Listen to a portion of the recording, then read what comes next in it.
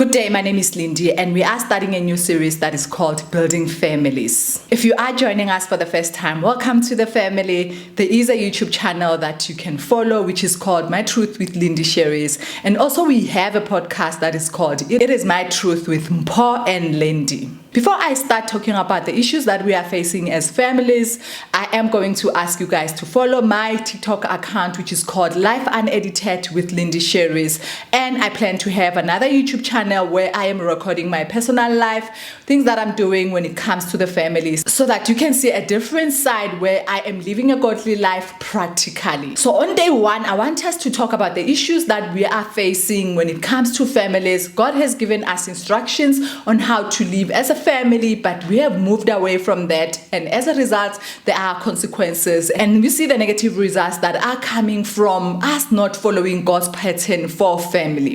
What are some of those issues? The main one is fatherlessness, and if men are leaders in our families and the man is not there, obviously you will experience issues. And we are also seeing different genders, fear, doubts, shame, separation, divorce, broken relationships, marriages where people are married but then they are withholding certain things from each other. It could be financials, it could be sex, it could be different things that you are not telling your husband as a wife, and also a husband not telling their wife. There's so much division in our days. You would see kids who are not speaking to their mothers. You would see sisters who are not talking to each other for years, guys. This is another strategy that the devil used to make sure that he separates us and we are walking in solitude. Kids are disobeying their parents. There's so much the rebellion, whether it's in the family, also going to schools.